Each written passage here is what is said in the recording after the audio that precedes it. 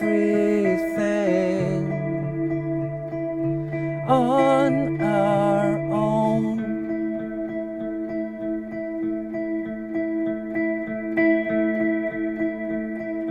We don't need anything or anyone.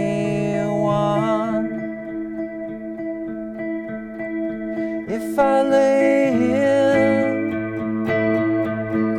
if I just lay here, would you lie with me and just forget the world?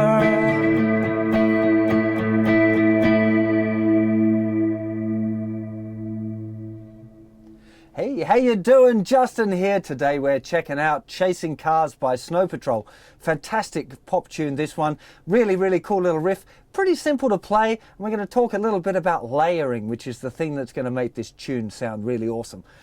The main riff is played most of the way through the song, and it's about building up these other layers of guitar parts over the top of that, which is kind of hard to do if you're playing by yourself, but if you're into layering or getting into home recording, it's a really cool song to experiment with this.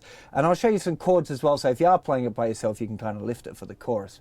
So first thing I want to mention is the sound, because I know a lot of you guys are going to ask. I'm using here a bit of reverb. That's the only thing that's going between my guitar and my amplifier is a reverb pedal. The one that I like to use is called the Blue Sky, made by Strymon. It's a fantastic kind of high-end reverb pedal, but I'm sure you're going to find reverb on your amplifier, and most reverbs will do and sound good.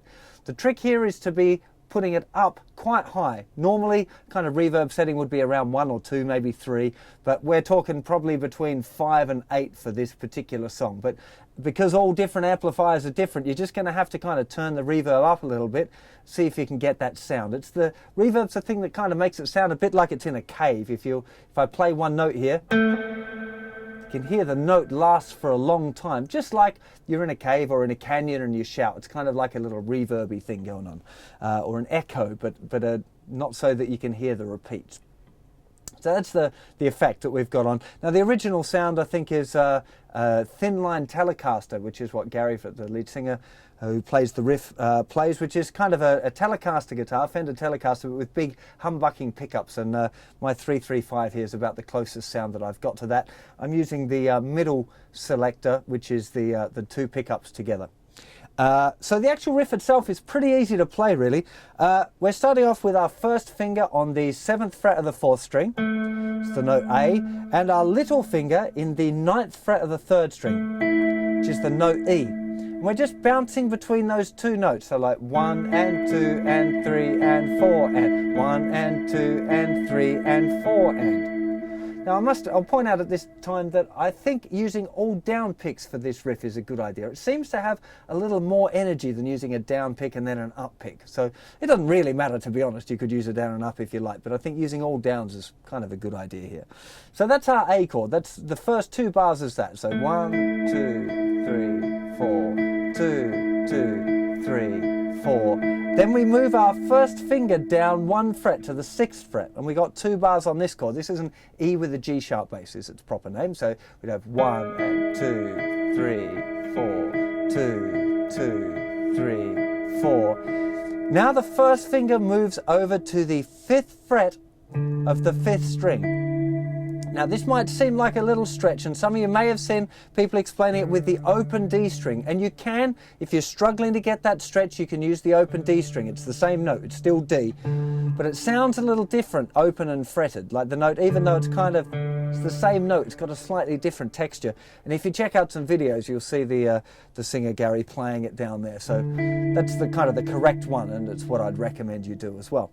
So, because if you struggle with the stretch, the only thing that's going to help you get better is doing the stretch. So, you know, it's a good kind of tune to practice getting that stretch right. So the actual sequence now, let's go through it. So we're starting on the A, 1, 2, 3, 4, 2, 2, 3, 4. First finger back, 2, 3, 4, 2, 2, 3. First finger over to the 5th fret of the 5th string, 3, 4, 1, 2, and back to the A for another 2 bars.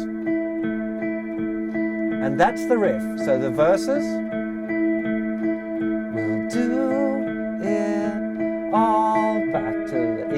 sharp bass. Everything down to the D. On our own. Back to the A. You sit there for a little bit because the vocal doesn't come in right away. There's the sequence start. We don't need E with a G sharp bass. Anything D. Or anyone. And you're back to the A. And you can keep it going for the chorus. If I lay here, if I just lay here, would you lie with me and just forget the world? So you can hear, there's a couple of stops in the tune, but that riff is going pretty much all of the way through, and you'll hear it if you listen out. But you're going to hear other guitars coming in as well. And this is where it kind of gets important to realize this idea of layering. And probably the biggest thing to notice is the change between the verses and the choruses, because if you're playing it by yourself, you definitely want to change. For me, going through that verse and then into the chorus and then back to the verse, there's no change in anything, and the listener will kind of probably get a little bit bored. So what you want to be looking for is a kind of a way to change it up for the chorus. And there's a few different options. The one I did in the little intro thing is to change this into a little chord shape, which I think is kind of a nice idea. So all we do is introduce the open A string, which is the 5th string. So we got open thickest string, 7th fret, 9th fret for the A chord. And now we're doing down strums. Instead of picking out the notes one at a time, we just strum them all. And if we were doing all the down picks before for the riff, it's the same picking, right? So instead of just picking out one note at a time, we're strumming the 5th string, 4th string and 3rd string all at the same time. If I just lay here. Now, the official chord, the proper chord, is E with a G sharp bass. Right? You can very clearly hear that G sharp being played. But if you're playing it on your own and you just play the 2 notes, it doesn't kind of add much there. So for the chorus, if you're doing it, what I'd recommend is you slide your first finger back, just like it was for the riff, but you add your 2nd finger down on the 7th fret of the 5th string, and you get a really nice little E chord, right? So that would be another kind of an option that you could go for. If I lay here, if I just lay here, would you lie with me? Now this is a really nice little chord, this one as well. This is a kind of a D add 9 or a D sus2. And it's a bit stretchy, so you can, I'm going to show you some other options in a second, but if you can stretch it, I think it sounds nice. First finger back at the 5th fret of the 5th string, 2nd finger 7th fret of the 4th string, and we've left our little finger up on there as well. So it kind of sounds a bit like the riff, and it's got the chords going on at the same time. So that's why it's a nice one if you're playing it by yourself. It's a good kind of a blend of the riff and the chords, if you like. So again, just play through that little sequence, and I'll show you some other ones. We have the A with the open A string there, moving to the E chord with that kind of different way of playing the shape, to this stretchy D add 9 or D sus2, depending on what you want to call it, and back to the A. I've still got my kind of big reverby sound on, but if you're experimenting with layers, when it came to that part, you might want to turn the reverb down a little bit, maybe add a little bit of a crunch, and maybe even flick onto the back pickup there, so it's got a kind of a different sound, because the idea of this layering thing, if you're playing with that, is having different sounds going at the same time. So you've got that one really kind of echoey or reverby sound, they're playing the riff, and you might have one that's a little bit more crunchy playing that. You might have one that's even a little bit more crunchy playing power chords, which is definitely one of the other parts that you hear on the record. He's just playing here an A power chord using the 5th fret of the thickest string and the 7th fret of the 5th string, the A chord. A little bit of palm mute as well. Then to get the E to a G sharp bass, you just move your first finger back. And then the D power chord with a 5th string root, so first finger on the 5th fret of the 5th string, little finger on the 7th fret of the 4th string. So that sequence, if you're going to choose to do the chorus that way, would be A, little power chord, to E with a G sharp bass. So just move first finger back 1 fret, then move to D power chord, which was the same as A but toward the grounded string, and back to A. Now if you wanted to, you could do A chord, like open A, to regular E, then to just regular D if you want, and back to A. You could pump the chords, or you could do like a little bit of a pumpy thing and then pick out some notes individually.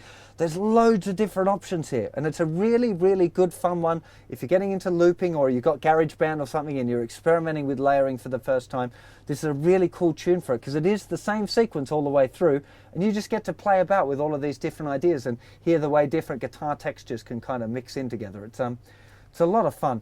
Definitely for the choruses, you're going to be playing probably downstrokes most of the time there. It can kind of sound cool if you put a bit of an accent on beats 2 and 4. So 2, 3, 4, 1, 2, 3, 4, 1, 2, 3, 4, 1, 2, 3, 4. It's something, putting that accent on, it's kind of what's called the backbeat, which is where the snare drum, the drummer will be playing his snare drum on beats 2 and 4. So if you accent it a bit on the guitar part, it'll sound really cool. Mainly if you're playing it by yourself. You don't have to do it that way if you're doing it with the full band. But also a great one for playing in a band, this song. So if you've got a band and you're starting out and looking for material, this is a real cracker. So I think we're about done on that one. I hope you enjoy playing this tune, and I'll see you for another lesson very soon. Take care of yourselves. Bye-bye.